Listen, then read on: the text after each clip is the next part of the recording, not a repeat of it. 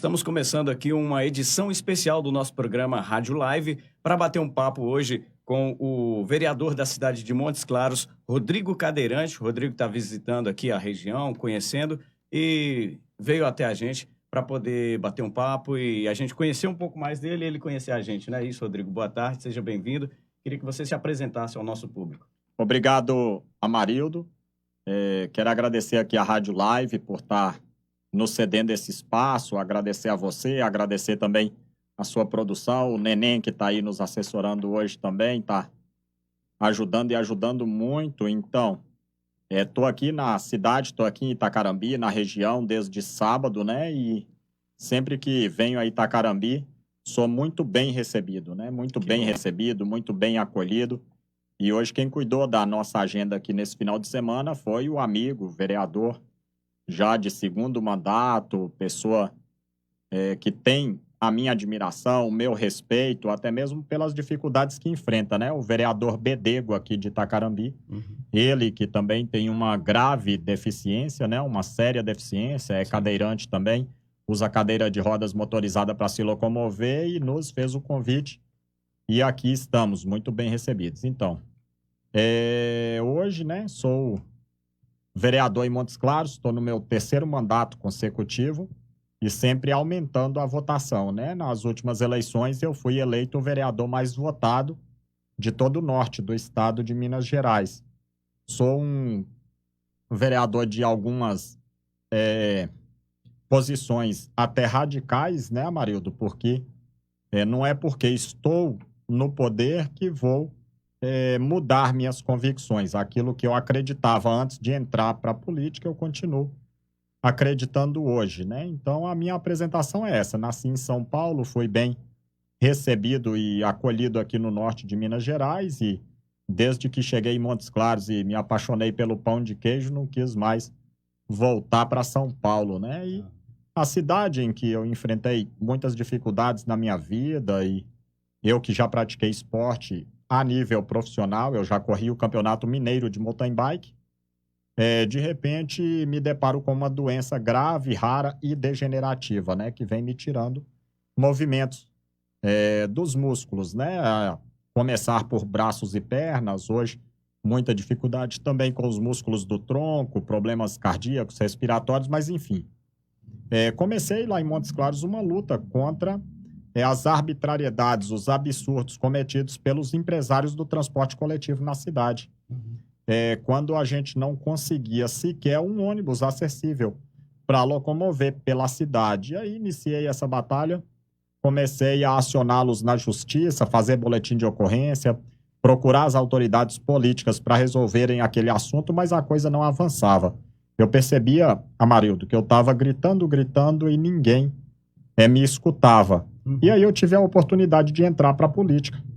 E me candidatei, pela primeira vez já fui eleito, sem gasto de campanha, pois quando eu disse para você de minhas atitudes, de minhas convicções até um pouco radicais, eu falo, por exemplo, do fundão eleitoral, do fundo partidário. Então eu nunca aceitei nenhum tipo de doação de recursos públicos ou privados para minhas campanhas, né?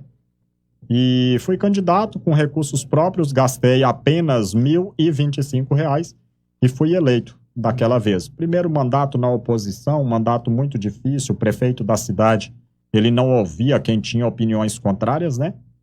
E daí, às vésperas das eleições, e eu tive, de fato, dificuldades de atuar naquele mandato, mas a população entendeu qual que é o verdadeiro papel do parlamentar, que é cobrar, fiscalizar e, se houver a necessidade, denunciar também, né? Sim. E aí, naquele mesmo ano, que o prefeito foi preso, finalizando o mandato dele, eu fui reeleito e aumentando em 30% a votação, né? E na época eu liderava a oposição na cidade. Aí a gente teve uma facilidade para trabalhar no mandato do prefeito Humberto Souto, que está fazendo a diferença em Montes Claros, e Montes Claros é uma vitrine para todo o norte de Minas, e aí consegui a reeleição, me tornando o vereador mais votado de todo o norte do estado de Minas Gerais, sem gastar dinheiro em campanha de novo, né? Hoje eu também sou o líder de 22 dos 23 vereadores da Câmara de Montes Claros, claro líder da base do governo, do atual governo do prefeito Humberto Souto, e a gente consegue desenvolver uma política e mostrar para as pessoas que dá para fazer diferente. Inclusive essa é a minha marca, dá para fazer diferente. Falando um pouco da minha pessoa, né? Eu também sou casado com a dona Lu, que está nos acompanhando aqui hoje, pai de 2 filhos, a Sara de 19, o Arthur de 16, e nunca vi na minha deficiência motivo para parar. Para parar de fazer nada, pelo contrário, estou na atividade o tempo todo, trabalho, cuido da minha vida, né? E como parlamentar também cuido da vida de outras pessoas. Mas muito obrigado mesmo, acho que eu me apresentei até demais aqui, mas se tiver algo que queira saber sobre mim, estou aqui para... Nós vamos ao longo do bate-papo, a gente vai desenrolando alguns assuntos, né? Caso fique pendente. Bom, você vem aí como pré-candidato, né, a deputado federal, tem essa pretensão aí de conseguir aí um cargo em Brasília, e hoje a gente vive um cenário político, diria eu, na minha opinião, um pouco temeroso. Não sei se você tem esse mesmo pensamento por conta dessa polaridade que tem se criado nos últimos anos. Você teme de alguma maneira algo de muito ruim que possa acontecer? Tomara Deus que não, que corra tudo na mais pacífica tranquilidade? Primeiro, é importante esclarecer para quem está nos acompanhando aqui que nós não combinamos isso antes da nossa conversa aqui, mas parece que temos o pensamento bem alinhado, né, Amarildo? Eu costumo dizer que essa polarização que se tornou a política nacional, ela não é boa para ninguém. Pelo que você me deu a entender na sua pergunta, você também é contra isso, né? Porque o que a gente vê hoje, pessoas se degladiando e há uma semana atrás até trocaram tiros, né? Parece que um foi a óbito, o outro também estava ruim no hospital, enfim. Pela defesa do seu candidato. O que é importante as pessoas saberem que isso não é bom para ninguém. Por quê? Porque hoje um candidato, um pré-candidato, né? Ele vem agredindo o outro. E isso agrada apenas uma pequena parcela do eleitorado dele. E o outro está fazendo a mesma coisa. Ele vem agredindo aquele e isso agrada uma pequena parcela do eleitorado. E para essa pequena parcela do eleitorado, essa briga está compensando, porque são pessoas que talvez não estão preocupadas no projeto de país. Então, isso tem me preocupado, né? Essa polarização em que todo mundo que é de direita fala, o de esquerda ninguém presta, e é todo mundo isso, é todo mundo aquilo. E todo mundo que é de esquerda fala, o de direita não presta, e é assim e assim. Então, isso tem preocupado, porque a gente não está vendo os candidatos que têm chances de vencer as eleições. Eu acredito que outro não vai chegar a superar nem o Lula, nem o Bolsonaro. Eu acredito que vai ficar nisso mesmo. Se as eleições não forem decididas no primeiro turno, o segundo turno vai ser entre eles dois. Mas a gente não está vendo nem de um nem de outro as propostas para o Brasil. Tocar naqueles problemas cruciais. Por exemplo, aqui no norte de Minas, nós temos inúmeros problemas aqui a serem resolvidos. E aí você vê os candidatos alinhados com um, defendendo aquelas bandeiras e atacando o outro, e os candidatos alinhados com o outro, atacando um.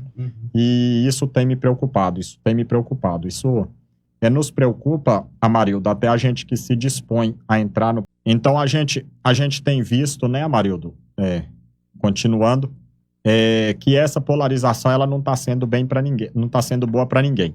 Eu que me dispus a encarar esse processo, que não é fácil, justamente por perceber a falta de representatividade do Norte Mineiro na Câmara Federal, tenho visto com muita preocupação essa polarização. Inclusive, já há orientação de alguns partidos políticos que os candidatos eles guardem sua reserva, seja do fundo partidário, do fundo eleitoral, ou de recursos próprios para se precisar contratar seguranças na reta final das eleições. Então, olha a que ponto chegamos. A política que deve ser a convergência de ideias opostas está se tornando justamente ao contrário. As pessoas de convergindo o tempo todo onde tem a possibilidade de convergir. Então, olha a que ponto chegamos. Eu vou muito tranquilo para o processo quanto ao meu lado no processo, porque apesar de estar afiliado hoje no Rede Sustentabilidade, que é um partido de esquerda, mas eu defendo algumas propostas da direita, por exemplo, o voto impresso da maneira que o presidente da República propôs. Se o partido ele não achar que eu estava falando, né? Porque há orientações partidárias quanto a preocupação até com a segurança dos candidatos. Então eu vou muito tranquilo porque eu consigo dialogar bem de todos os lados, né? Hoje, por exemplo, eu fui escolhido pelos meus colegas para liderar a Câmara Municipal de Montes Claros, o bloco de 22 dos 23 vereadores. A liderança é quando se escolhe as comissões, quando o líder é quem indica quem vai para a comissão de agricultura, quem vai para a comissão de esporte, quem vai para de segurança pública, de meio ambiente, de cultura, de direitos humanos, enfim. E coube a mim essa tarefa, né? Isso demonstra a capacidade de diálogo com todos os lados, né? A minha política, a política praticada por mim, a política pluripartidária.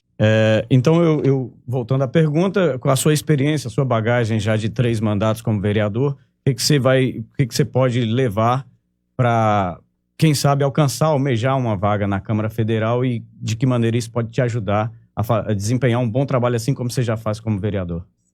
Eu penso, Amarildo, que os legislativos municipais, né, no caso, a Câmara Municipal, para mim, de Montes Claros, que é uma vitrine para todo esse norte de Minas Gerais, nós provocamos discussões que viraram realidade em todo o Brasil, e aí eu cito o orçamento impositivo, que hoje é uma realidade aqui de Itacarambi.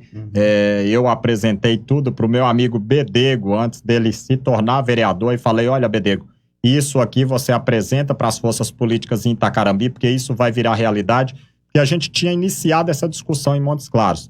A Câmara de Montes Claros ela foi a primeira do Brasil a aprovar o orçamento impositivo, né? É claro que não foi a primeira a executar, sim, pois outras capitais, outras cidades, né? Como a capital Cuiabá, como São Paulo, por exemplo, minha terra natal, ela executou antes porque teve celeridade no processo. Em Montes Claros nós enfrentamos forças políticas contrárias que não queriam o orçamento impositivo, mas enfim, hoje virou uma realidade na cidade. O que é o orçamento impositivo? É quando o vereador nós encontramos uma brecha na Constituição, é importante para que as pessoas saibam como iniciou essa discussão, que equipara o vereador como deputado. Só que o vereador é como se fosse o deputado do município. Entendi. Ou vice-versa, o deputado é o vereador do estado ou da nação. E sendo assim, e os deputados têm as emendas, né? Todo mundo já ouviu falar o que é uma emenda de deputado. Nós achamos a brecha na Constituição e mudamos todo o regramento do regimento interno e também da Constituição da cidade, né, a Lei Orgânica Municipal, a LOA, colocando as emendas também para os vereadores. Então, hoje, o vereador de Montes Claros, o de Itacarambi, ele pode indicar obras que custem um percentual do orçamento do município e o prefeito, por sua vez, é obrigado a cumprir. Se não cumprir, ele incorre sob a lei de responsabilidade. Ele pode até ser penalizado por isso e dar inelegibilidade e outras penalidades. Enfim, discussões como essas provocadas no âmbito do município, eu acredito que credencia um vereador a já ter a Câmara Municipal como um berço de aprendizado e não fazer diferente, né? Eu acredito que a gente vai aumentar apenas a proporção, apenas a abrangência das pessoas representadas com nossa atuação. Mas a minha atuação, eu pretendo ir na mesma linha, eu pretendo ir nas mesmas convicções, né? Por exemplo, chegando em Brasília, Amarildo, a minha primeira proposta vai ser mudar o regramento do fundão eleitoral. Porque você não pode, Amarildo, não tem nenhum argumento que você ou outra pessoa fale para mim que eu vou achar que é justo. Ao mesmo tempo em que pessoas morrem de frio nas madrugadas geladas da capital paulista, que é a maior cidade dessa nação. Ao mesmo tempo que no Nordeste pessoas pegam filas para pegar doação de ossos para tentar raspar ali um pouquinho de carne. Ao mesmo tempo que falta médico e várias cidades nas extremidades, lá nos recantos desse país, deputados, senadores gastarem 5 bilhões de reais do dinheiro que poderia fazer o abrigo para o morador de rua de São Paulo, que poderia matar a fome da pessoa que está na fila de ossos no Nordeste, que poderia resolver tantos problemas. Mas esse dinheiro vai ser gasto daqui a pouquinho, daqui a 30 e poucos dias, para que os mesmos de sempre convençam vocês a votar neles, que agora vão fazer diferente, que agora vai resolver os problemas. Bacana. Rodrigo, e de que maneira você pensa na política regional aqui do norte de Minas? Você tem a sua experiência lá em Montes Claros, mas agora, se aproximando o período eleitoral, você tem um projeto aí de conhecer mais de perto, né, a realidade das cidades nas proximidades de Montes Claros. Né? Sim, na verdade a gente tem rodado esse norte de Minas inteiro, né, Amarildo? E o que eu tenho escutado das pessoas é a falta de representatividade. O que as pessoas têm reclamado para mim? Que hoje nossos deputados, e aí eu não quero fazer crítica A ou a B, né? E quem não se sentir criticado, tudo bem. Quem estiver fazendo diferente, tudo bem. Mas as pessoas têm reclamado para mim que não têm sido representadas. Hoje, deputados e senadores, eles se deram ao luxo de cumprir com o mero e único papel de ser despachantes de obras e de emendas. Então, de entregar o caminhão-pipa, de entregar o trator, de entregar 100 mil para a saúde, e só fala, olha, mandei 100 mil para a saúde. Mas foi investido onde? Quem está fiscalizando isso? Então, os deputados, eles se deram ao luxo de cumprir só com o papel de ser despachante de emenda. Porque dinheiro nesse país tem, e tem muito, a população paga muito bem para os políticos. E as pessoas têm reclamado da falta de representatividade. Eu penso que é importante, sim, o caminhão-pipa, é importante, sim, o trator, é importante, sim, os recursos, mas a gente precisa da representatividade, a gente precisa de políticos que têm coragem de pegar os problemas seríssimos da região e falar, olha, vamos colocar isso aqui na mesa para debater e não ficar só na cola do Poder Executivo.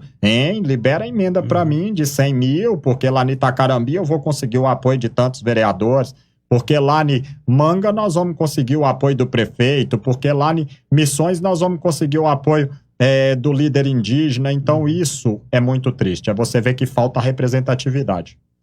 Quando eu falo isso, e para deixar mais claro para as pessoas, por exemplo, Francisco Dumont, os filhos de Francisco Dumont, eles crescem sem nenhuma perspectiva de vida, sabendo que vão concluir o 3º ano no colégio e aí vai ter que ir embora para Montes Claros ou para Belo Horizonte ou para outro lugar, procurar trabalho ou até mesmo procurar meios de continuar os estudos, porque lá não oferece isso na cidade.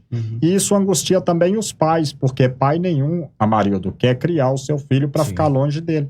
A gente quer ter os nossos filhos perto de nós, né? Eu sou pai de 2, a Sara de 19, o Arthur de 16, e eu quero ter meus filhos perto de mim, é claro. Mas aí, em Francisco Dumont, o jovem, ele pensa, olha, vou crescer e vou trabalhar na serra, no plantio ou na colheita de eucalipto. Então, tem que ter alguém para se discutir como desenvolver a micro ou macro região de Francisco Dumont, né? Com as cidades do entorno, igual Navarro, igual Jequitaí, né? O próprio distrito de Dolabella, que faz parte da Bocaiúva, enfim. Tem que tocar nesses problemas. Aí você sai de lá, mas você vê que o problema é o mesmo em outras regiões. Por exemplo, Grão-Mogol. Grão-Mogol, uma cidade que tem um potencial turístico enorme a ser explorado. Mas agora, olha só que absurdo. Aí é importante o pessoal de Itacarambi ouvir isso.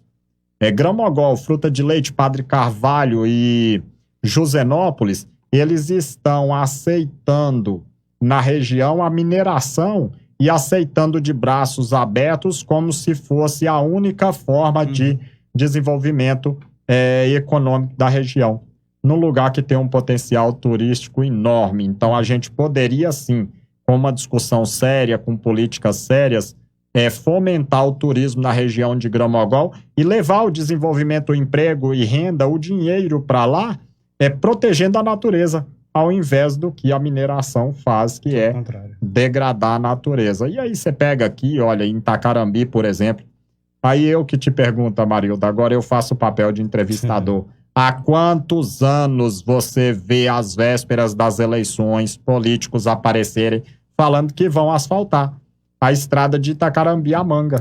E a estrada está do mesmo jeito. Não, e agora, às vésperas das eleições, estão movimentando, dizendo que agora vai, porque agora já homologaram a licitação. Amarildo, infelizmente, eu tenho que dizer para vocês, não vai acontecer agora. É mais uma promessa à véspera das eleições. Então, a gente precisa de representatividade, a gente precisa de políticos que deixem a sua zona de conforto e comecem a discutir os problemas regionais no primeiro dia de mandato e levar essa discussão pelos 4 anos, porque dá tempo. São 4 anos. Não dá para você descansar 3 e aparecer, acordar assustado à véspera das eleições e falar, agora eu faço. Bacana. Ô, Rodrigo, eu queria que você falasse, antes da gente encerrar, também sobre uma questão que é muito importante, não tem como fugir desse tema, que é a crise econômica que a gente vive, né? O alto índice de desemprego, inflação batendo recordes e mais recordes, os preços subindo e as regiões mais pobres, como a nossa, é a que sente mais, né? Você acha que tem solução? É lógico que a gente tem que levar em conta o período de pandemia, mas precisa de uma solução, né, Rodrigo? Para sair dessa situação em que a gente se entrou, né? É importante dizer que o que eu vou falar agora, Amarildo, não é colocando culpa no governo, não é fazendo... Não é isso, não. Eu penso que os políticos devem tenham os debates, claro, no campo das ideias no período eleitoral, mas passadas as eleições, que sentem-se todos à mesa para discutir os problemas da região. Se eu for o candidato, vamos supor, em Itacarambi, disputar contra você, no dia seguinte das eleições, se você vencer as eleições, você me convidar e falar, olha, qual que era a sua ideia para o turismo? Deixa eu ver se é melhor do que a minha e vamos colocar em prática. Ou vice-versa, né? No dia seguinte às eleições, tem que se voltar o foco para o povo, para a população. Então é fato que o nosso povo está sofrendo e políticos ainda não entenderam, né, uma boa parte deles, que a realidade é outra, a situação é outra. E não adianta ninguém vir me dizer que falta dinheiro nesse país, porque não falta. Mas o povo não consegue pagar, Amarildo, salários absurdos, mais isso, mais aquilo, para políticos, até mesmo para o judiciário. Nós temos que cortar regalias, nós temos que cortar na própria carne. Quando eu digo isso, a gente tem que dar exemplos também, porque não adianta eu vir aqui só falar. Se você quisesse só para falar, você trazia um papagaio para cá, ele falava a tarde toda, né? Mas políticos têm que dar exemplo. Eu apresentei agora há pouco, e esse ano foi o primeiro ano na história de Montes Claros, que a medalha de ouro, que é dada para uma personalidade da cidade, ela foi sem o recheio. Ou seja, a medalha de ouro, ela foi sem o ouro. Por quê? Vereador apresentava um projeto e dava uma medalha, uma homenagem a uma personalidade da cidade que custava R$40 mil. E quem pagava isso não era o vereador, não. Era o povo. É o suor do trabalhador, às vezes, dos bairros mais distantes da cidade, né? Pessoas que, às vezes, não têm o que comer em casa, mas está pagando a medalha de ouro para vereadores fazer gracinha com homenageados. Então, apresentei, tiramos o ouro da medalha, foi aprovado o projeto, eu tentei algumas vezes, mas consegui o ambiente político esse ano e foi aprovado, ano passado, né? E foi aprovado esse ano, já não se entregou. A medalha que custava R$40 mil caiu para R$250. Então, a gente tem que dar exemplos, tem que cortar, né, na própria carne, cortar regalias, e aí a gente consegue avançar. Eu penso que esse é o primeiro passo. Políticos têm que dizer, olha, temos um problema, temos uma crise econômica, temos uma crise financeira, temos uma crise onde pessoas não têm o que comer. Vamos dar exemplo? Vamos pelo menos mostrar para as pessoas que nós estamos solidários aos problemas delas e que nós estamos junto com elas nessa luta. E eu cito exemplo dos altos salários do poder legislativo, executivo, judiciário. Amarildo, Salário de um vereador em Montes Claros, líquido, né, antes das contribuições partidárias, cerca de 10 mil, 11 mil reais. É um baita salário, você concorda comigo? Muito bom. É um baita salário. Pago por quem às vezes tem que viver com salário mínimo, ou às vezes menos que isso. Eu não digo, Amarildo, para que políticos trabalhem por salário mínimo, igual algumas cidades têm feito, porque isso são atitudes eleitoreiras, são atitudes demagogas, são atitudes hipócritas. Mas se tirasse ali 2 mil do salário de um vereador de Montes Claros, ninguém ia passar fome, ninguém ia passar necessidade. Ninguém ia viver tão ruim o quanto a maioria das pessoas da cidade vivem. Verdade. Mas isso não poderia partir de Montes Claros, né? Claro que a discussão pode ser provocada lá. Mas se isso viesse de cima para baixo, nossos ilustríssimos e digníssimos e excelentíssimos senadores, deputados e até mesmo o presidente da República, se fossem lá e dessem uma cacetada no deles, tirasse ali 15%, 20%, isso cairia efeito cascata, efeito dominó, né? De cima para baixo. Por que eu digo isso? Porque o vereador de Montes Claros, por exemplo, ele tem um percentual do salário do deputado. E o deputado tem um percentual do salário do senador. E o senador tem um percentual do salário do presidente da República. Então, se cortasse lá em cima, vinha cortando e aí já sobrava mais dinheiro. Mas não adianta também sobrar dinheiro e você não listar prioridades. Porque senão a gente vai ver sobrar dinheiro e os caras aumentar ainda mais o fundão eleitoral.